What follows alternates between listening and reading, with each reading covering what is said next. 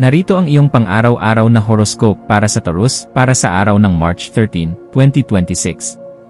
Sa pagsisimula ng petsang ito ng March 13, mararamdaman mo ang isang napakalakas na udyok na patatagin ang iyong pundasyon at siguraduhin na ang bawat aspeto ng iyong buhay ay nasa ilalim ng iyong maayos na kontrol at disiplina. Ang mga planeta ay nagbibigay sa iyo ng isang pambihirang talas ng isip upang makita ang tunay na halaga ng mga bagay sa iyong paligid, na nag-uudyok sa iyo na maging mas mabusisi sa pagpili ng mga proyektong paglalaanan mo ng iyong mahalagang oras at pagod.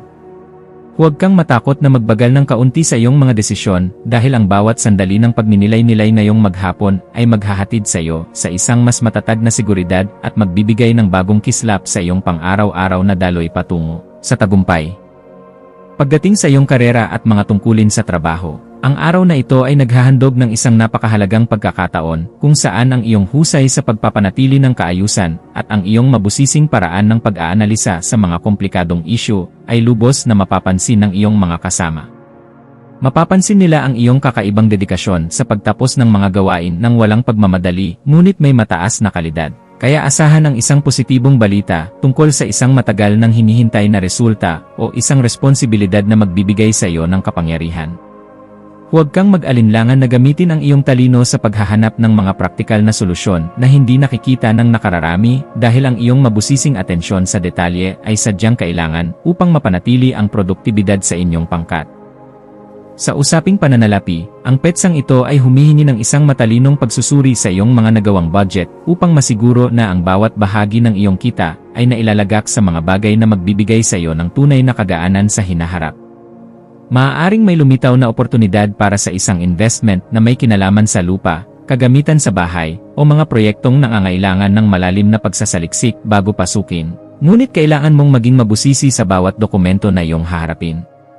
Ang pagiging masinop sa iyong mga gastusin at ang paglalaan ng sapat na halaga para sa iyong mga pangarap na magkaroon ng matatag na seguridad sa hinaharap ay magbibigay sa iyo ng ganap na kagaanan sa loob ng iyong puso at katiyakan sa bawat hakbang.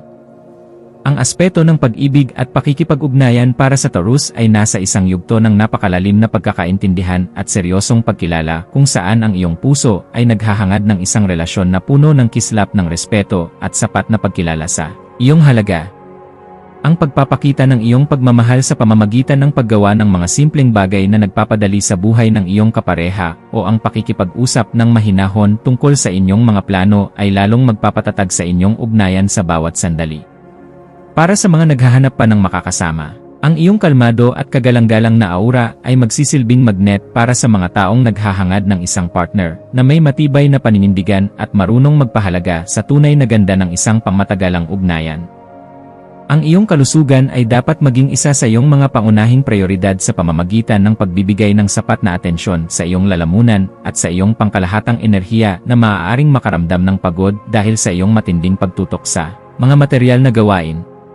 Ang iyong katawan ay humihiling ng sapat na pahinga at pagkain ng mga pagkaing nagbibigay ng lakas upang mapangalagaan ang iyong ningning habang tinatapos mo ang iyong mga mabusising obligasyon ng may sapat na katuwiran at lakas sa bawat hakbang. Ang pagsasagawa ng mga ehersisyong nagpapalakas ng iyong liig o ang simpleng paglalakad sa hardin upang muling kumonekta sa lupa ay makakatulong upang mailabas ang mga negatibong vibes at mapalitan ito ng sariwang inspirasyon. Sa iyong pakikipagkapwa-tao, ang iyong papel bilang isang matalinong tagapayo at mapagkakatiwalaang kaibigan ay magiging sentro ng atensyon, lalo na sa mga taong nangangailangan ng iyong mabusising pananaw upang maresolba ang kanilang sariling mga kalituhan.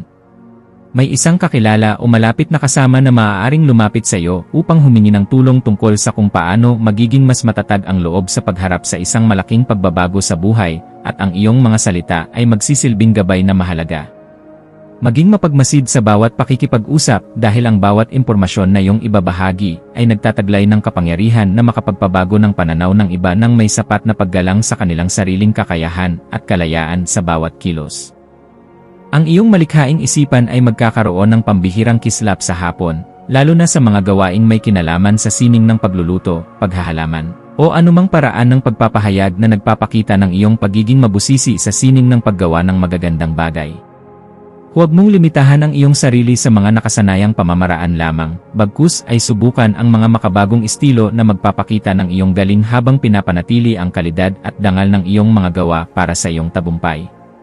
Ang pagbuo ng isang bagay na may layuning magbigay ng kalinawan at saya sa pakiramdam ng marami sa pamamagitan ng iyong mga natatanging talento ay nagbibigay sa iyo ng ganap na kagalakan na sadyang napakahalaga para sa iyong asenso.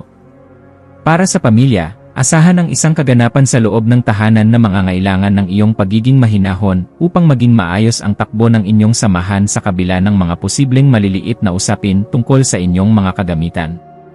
Ang iyong presensya ay magbibigay ng kagaanan dahil kaya mong magpaliwanag sa paraang madaling intindihin at may sapat na pagkilala sa nararamdamang pangangailangan ng bawat miyembro ng iyong pamilya sa bawat oras ng inyong pagsasama sa loob ng bahay. Maging mapagpatawad sa mga pagkukulang ng iyong mga mahal sa buhay at maging isang gabay na laging handang tumulong sa pag-aayos ng anumang aberya dahil ang matatag na pundasyon sa loob ng tahanan ang tunay mong sandigan sa bawat hamon. Ang iyong intuwisyon ay magsisilbing isang matalas na kumpas sa pagpapasya tungkol sa isang bagong oportunidad na may kinalaman sa iyong personal na paglago o sa pagpapaganda ng iyong sariling kasanayan sa pakikipag-ugnayan sa mga taong may malalim na karanasan. Kung may nararamdamang udyok na ayusin ang iyong mga kagamitan sa bahay o bumili ng mga kagamitan na magdadala ng higit na kaayusan sa iyong paligid, gawin ito ngayon dahil ang daloy ng enerhiya ay pabor sa mga gawain ito. Ang iyong panloob na boses ay malakas na nagpapaalala na handa ka na para sa isang mas mataas na antas ng kaganapan sa iyong pagkatao, kaya pakinggan ito, at huwag hayaang ang mga alinlangan ay humadlang sa iyong asenso patungo sa tagumpay.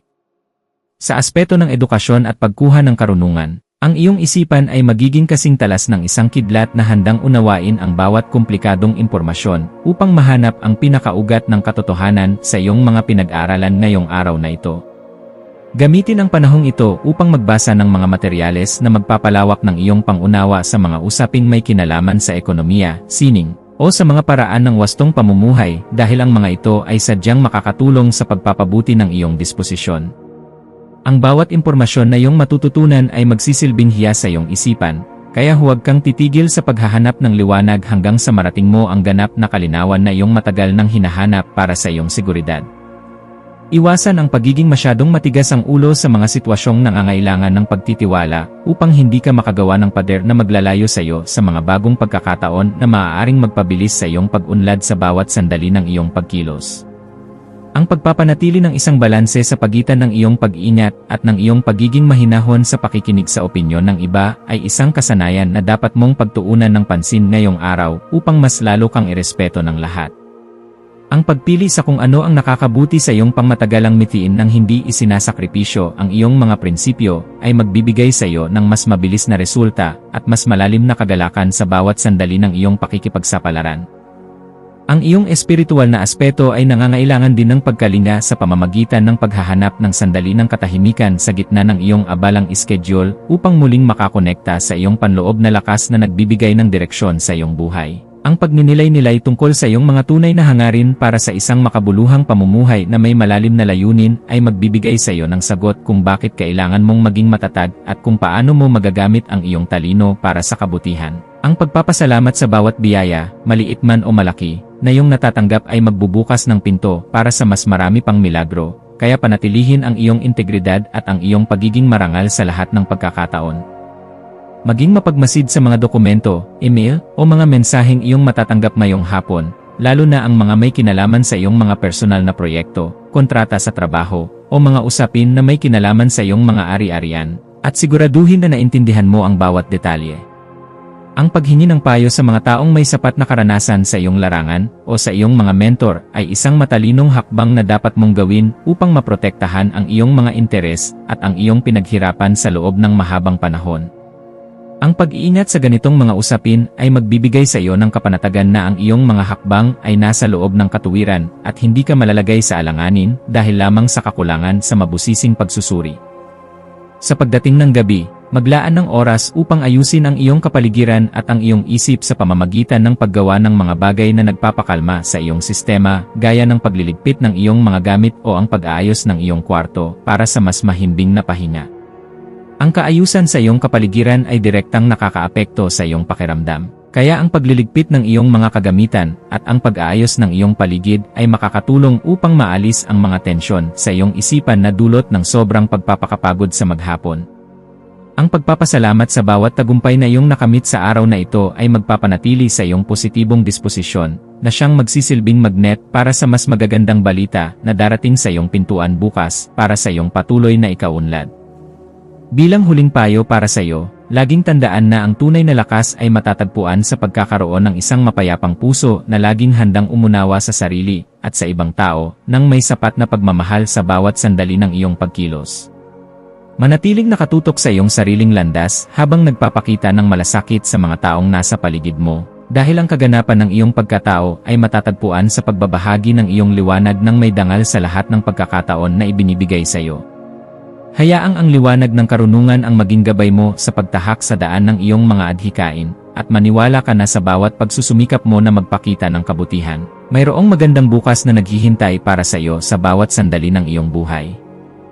Ang iyong mga maswerteng numero para sa araw na ito ay 6, 12, at 19. Ang iyong maswerteng kulay ay berde o mapusyaw na asul na sumisimbolo sa katatagan at kapayapaan. At ang maswerteng gawain para sa araw na ito ay ang pagluluto ng masustansyang pagkain, ang mabusising pag-aayos ng iyong mga resibo at dokumento, o ang pakikipag-usap sa isang matagal ng kaibigan upang muling mahanap ang iyong kagalakan at sigla sa buhay.